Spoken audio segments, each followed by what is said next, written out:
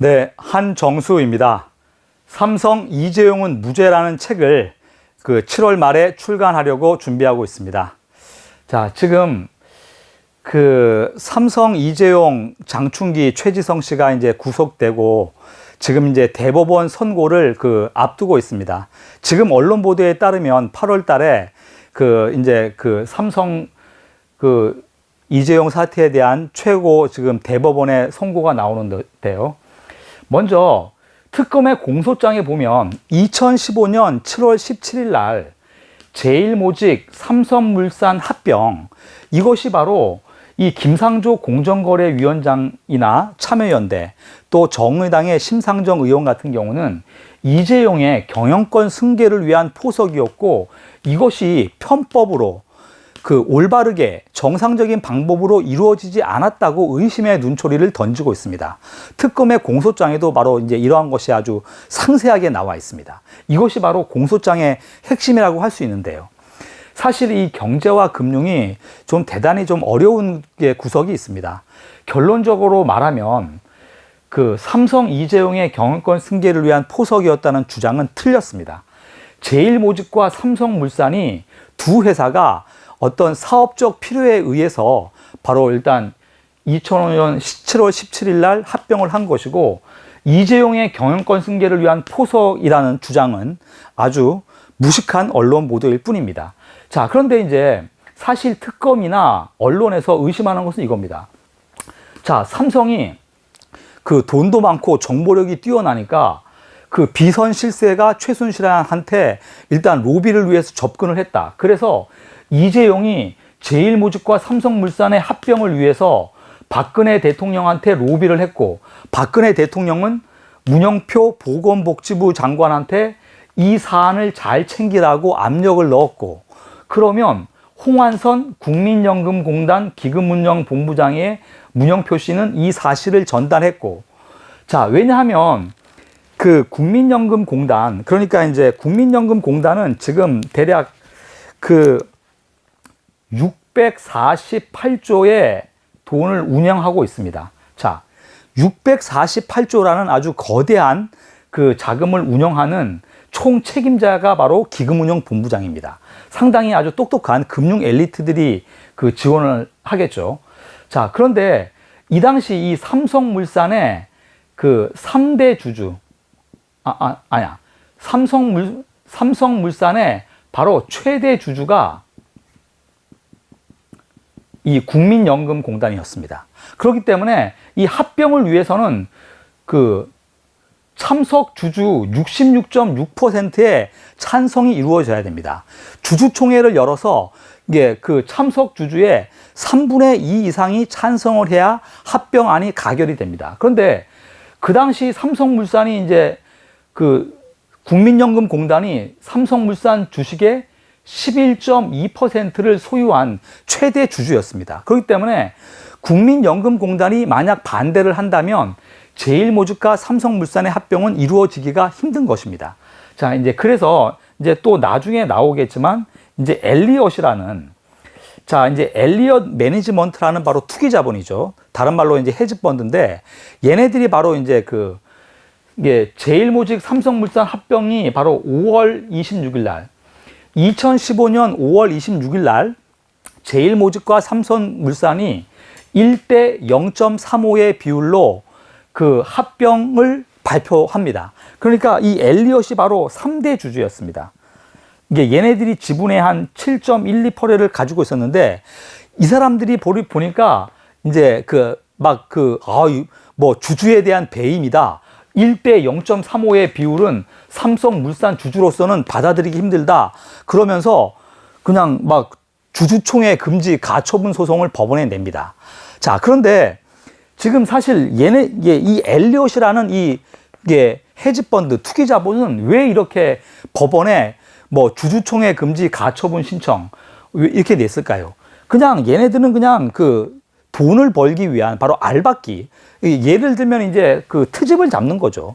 트집을 잡아서 그냥 경영진을 괴롭힐 목적으로. 그래서 이제 신장섭 싱가포르 그 국립대 교수는 엘리엇의 행태를 그 부동산에서 어떤 이제 그 알박기를 해서 끝까지 남아서 그냥 건설사들한테 목돈을 챙기려는 알바키 펀드라고 이 엘리엇을 그 평가를 합니다. 그 표현은 결코 그 잘못된 표현이 아닙니다.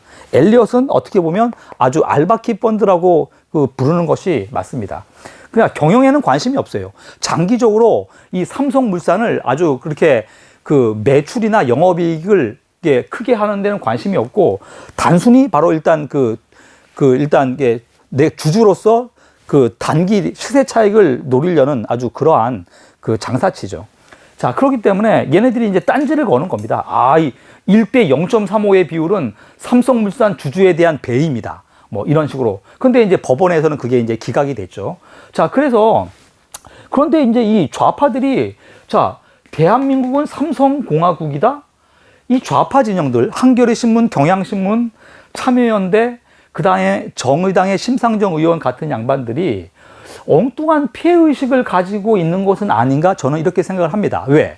삼성이 돈도 많고, 그러니까 삼성은 그 돈의 힘으로, 그리고 이제 그 어떤 대한민국의 엘리트들을 조용히 움직이고, 또 언론사에다가 이 광고를 미끼로 언론을 길들이고, 그 다음에 정경련을 통해서 보수 우파 단체에 재정적으로 지원을 하고, 막 이런 식으로 삼성이, 그러니까 대한민국은 삼성공화국이다. 그러니까 그 많은 지금 이게 이재용 삼성 부회장이 이제 사람들의 엄청나게 많은 그 손가락질을 받았죠. 특히 정유라 승마 지원도 그렇고. 그런데 이것이 사실 사실 무근이라는 겁니다. 사실. 또 삼성전자가 어떻게 보면 대한민국이 낳은 얼마나 훌륭한 기업입니까? 진짜 보십시오. 2018년도에 예상 매출이 지금 263조입니다. 예상 영업이익이 67조 원이에요.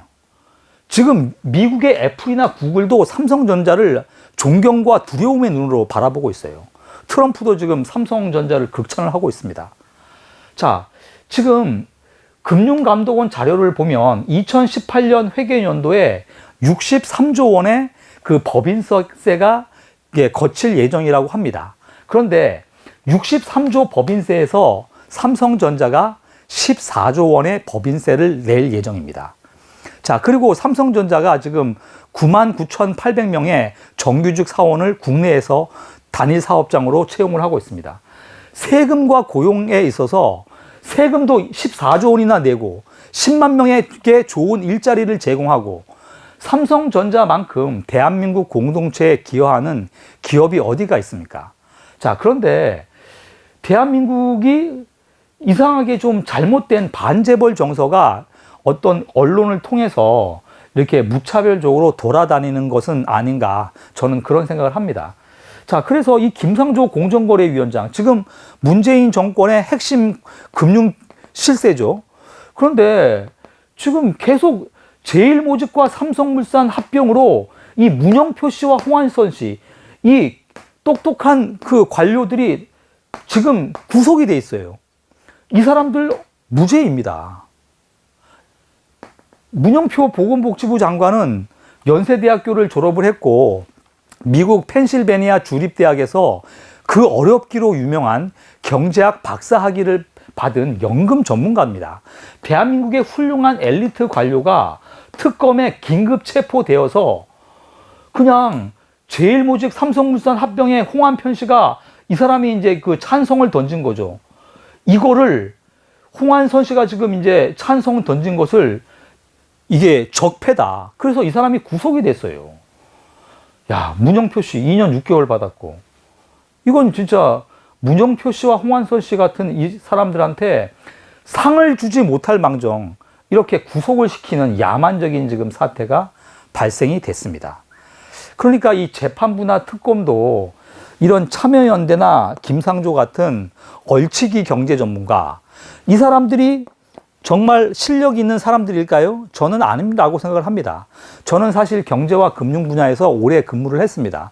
증권사와 경제연구소에서 근무를 했고요.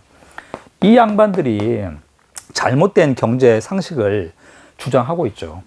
김상조 이 양반, 무식한데 용감하기까지 합니다. 큰일 났습니다. 아니, 무식한데 용감하기까지 하니 그러니까 이 순환출자라는 게 그 제일모직과 삼성물산의 합병은 어떻게 이루어졌냐 하면요. 제일모직이 2014년 12월 달에 증시에 상장을 합니다.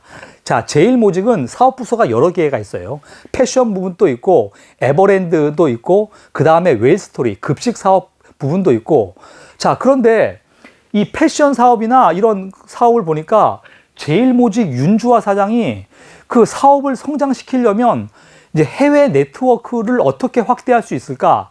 그런데 딱 보니까 삼성물산이 해외 네트워크가 대단히 강하다는 겁니다. 그렇기 때문에 그 미래전략실, 그 김종중 그 미래전략실 차장을 찾아갑니다. 그래서 제일모직하고 삼성물산이 합병한다면 오히려 제일모직이 그 해외 패션 사업을 강화하는데 그 삼성물산이 가진 네트워크를 이용하면 사업 시너지가 많이 나지 않겠는가라고 설득을 합니다. 그러니까 김종중 사장이 그것을 딱 듣다 보니까 진짜 그 주장에 수긍이 되네. 그래서 이제 최지성 실장한테 보고를 한 겁니다. 그래서 최지성 실장이 정말 그래, 제일모직과 삼성물산이 합병한다면 장기적으로 사업 시너지가 나겠구나, 이렇게 해서 이렇게 그 합병을 추진하게 된 겁니다. 그런데 이제 이 특검인에서는 묵시적 청탁, 저도 뭐 법률 용어가 어려워서 뭔지 모르겠습니다. 묵시적 청탁. 그러니까 제일모직과 삼성물산 합병으로 이재용이가 바로 그 어떤 이 지배구조, 경영권 승계를 위한 포석을 깔았다. 이재용이 바로 혜택을 입었다라고 이렇게 이재용이 박근혜 대통령님한테 로비를 했다라는 이런 묵시적 청탁이라는 주장을 하고 있습니다. 저는 약간 좀 과격한 표현을 쓰면 이거는 정말 말도 되지 않는 개소리라고 생각을 합니다. 자, 그래서 사실 특검의 공소장을 제가 다 읽어봤어요. 이 월간조선 우종창 기자라고 이제 그분이 유튜브에서도 거짓과 진실 방송을 하는데 공소장이 하여튼 이렇게 두꺼워요, 보니까. 그런데 사실 증거가 없습니다. 뭐뭐라고 그냥 사실 어떤 분명한 증거나 사실관계가 구체적으로 나오지 않고